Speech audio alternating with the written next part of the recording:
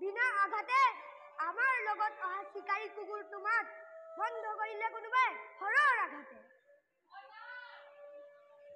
হয় নাই চিকাৰী বাহিনী, কাৰো একো নহয় বিঘিনি, সময়ত মুক্ত কৰিম কুকুৰৰ মুখ। পাছে কোন তোমালোক? তাৰ আগে কোৱা, কোন তুমি তপস্বী বেদ ধৰি হাবিৰ মাজত কিয় বাৰু কৰিছা বা ধনুষৰ ধৰি? নাম মোৰ একলব্য, অতিকে নিজহীন আৰ্য সমাজত। পাছে তোমালোক কোন? ৰাজপুত্ৰ আমি হস্তিনাপুৰৰ, আহিছিলো মৃগয়ে হেতু, কোৱাহে তপস্বী কাৰ শিষ্য তুমি? কোনে দিছে এনে শিক্ষা কৰিবলৈ অসাধ্য সাধন? তেন্তে শুনা ৰাজপুত্ৰগণ, দুৰ্নাচাৰ্য গুৰু মোৰ, তেওঁৰ অনুগ্ৰহতেই শিক্ষা মই কৰিছো গ্ৰহণ। মিছা, বিশ্বাস নহয় তোমাৰ কথাত, শিষ্য তুমি নোহোৱা পিতৃয়ে কদাপি নিদিয়ে শিক্ষা নিজ নিষাদ পুত্ৰক। মোক বন্ধ কৰ স্বাৰ্থমা, পিতা তোৰ মহাস্বাৰ্থপৰ, দুচকুৰে দেখিল আজি প্ৰত্যক্ষ প্ৰমাণ। নিজহীন বুলি কৰি উচ্চাৰণ, অজ্ঞানতাৰ কিয় নিজে দিয়া পৰিচয়। শুনা হেৰা হস্তিনাৰ ৰাজপুত্ৰগণ, হীন জাতি কদাপিতো নহয় অবিশ্বাসী। অবিশ্বাসী হ'ব একমাত্ৰ অহংকাৰী উচ্চ জাতিবোৰ। তৰ্কৰ নাই প্ৰয়োজন, জানিছো সকলো মই, নিশ্চয় ৰহস্য আছে ইয়াৰ মাজত, নতু গুৰুদেৱে দিছে ফাঁকি কিবা কাৰণত।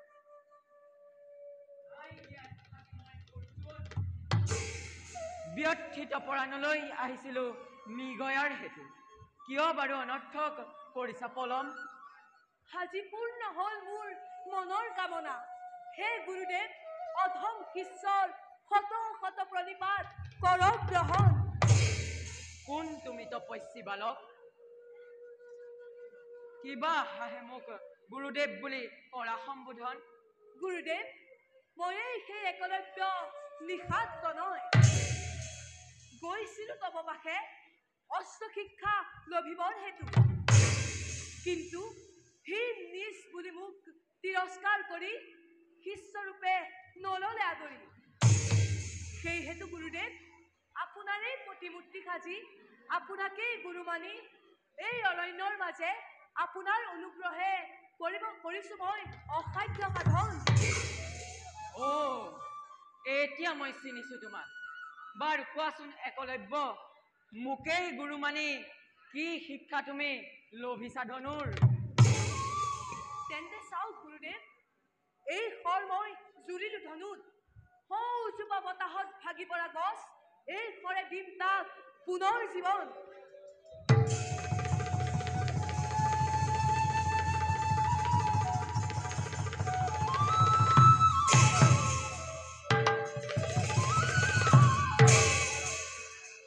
আচৰিত, অতি আচৰিত, সঁচাকৈ কৰিব পাৰিবা তুমি অসাধ্য সাধন? গুৰুদেৱ কৰিছিলে অংগীকাৰ নিজে, সকলো শিষ্যতকৈ মোকেই বেছি শিক্ষা কৰিব প্ৰদান, কিন্তু কলৈ গল আজি তব সেই অংগীকাৰ? নহয় নহয়, কৰক ইয়াৰ এটি উচিত বিধান। বুজিছো অৰ্জুন, বুজিছো মই তোমাৰ মনৰ বেদনা, নকৰিবা মনত খেদ। তপস্বী বালক তেওঁ, তপৰ বলেৰে কৰিব পাৰিছে অসাধ্য সাধন। কোৱা একলব্য, সঁচাকৈ গুৰু কোন বাৰু তোমাৰ? সত্যে সত্যে বুলিলো বচন, হে গুৰুদেৱ আপুনিই গুৰু মোৰ। থিৰ হৈ ৰওক এটি ক্ষণ, হৃদয়ৰ দেৱতাক আজি পাই সন্মুখত, ঢালি দিম হৃদয়ৰ ভক্তিৰ অঞ্জলি, সভক্তি নিবেদিম চৰণ তলত। উঠা একলব্য, তুচ্ছ আজি মই তোমাৰ ভক্তি, শিষ্যৰূপে মই তোমাক কৰিলো গ্ৰহণ, কিন্তু শিষ্য হৈ গুৰুক নকৰা জানো দক্ষিণা প্ৰদান? নিশ্চয় নিশ্চয় গুৰু দক্ষিণা মই কৰিম প্ৰদান, কিন্তু হে দেৱ অতিকে দিনহীন মই, নাই মোৰ ধন সোণ মণি মৰকত, আছে মাথো ভক্তিৰ অঞ্জলি। কওক গুৰুদেৱ দিব লাগে যদি নিজ প্ৰাণদান দক্ষিণা ৰূপে, হাঁহি হাঁহি তাকো মই কৰিম প্ৰদান। তোমাৰ জীৱনৰ মোৰ নাই প্ৰয়োজন।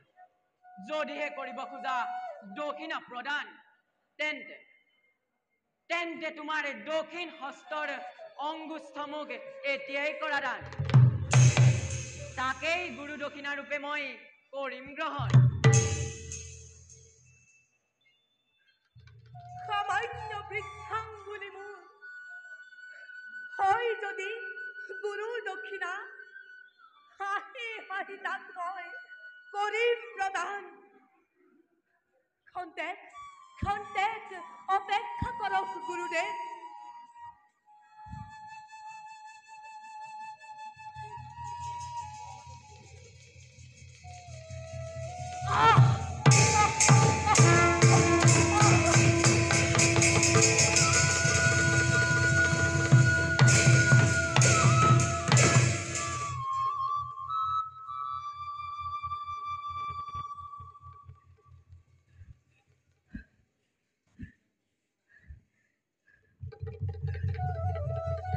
ধন্য ধন্য তুমি হিৰণ্য নন্দন, কদাপি নোহোৱা তুমি সামান্য বালক। আজি মই মুক্ত কণ্ঠে কৰিলো ঘোষণা, তোমাক মই শিষ্যৰূপে কৰিলো গ্ৰহণ। স্বৰ্গৰ দেৱগণে কৰি পুষ্পবৃষ্টি তোমাৰ শিৰত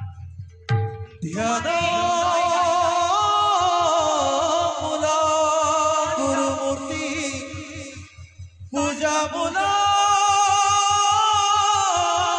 গুৰু পাদ মন্ত্ৰ বোলা গুৰু বাক্য গুৰু কৃপাহি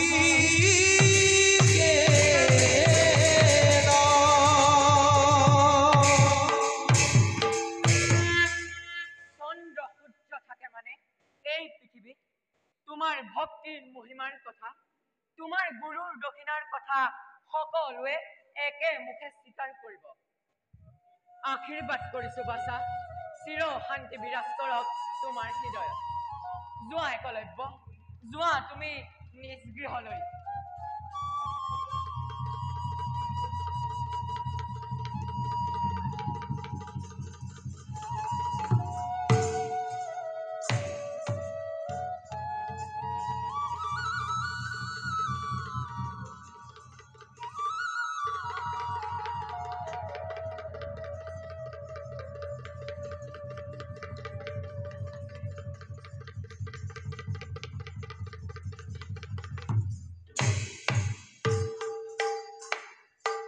বলা আমিও যাওঁ হস্তিনাপুৰলৈ।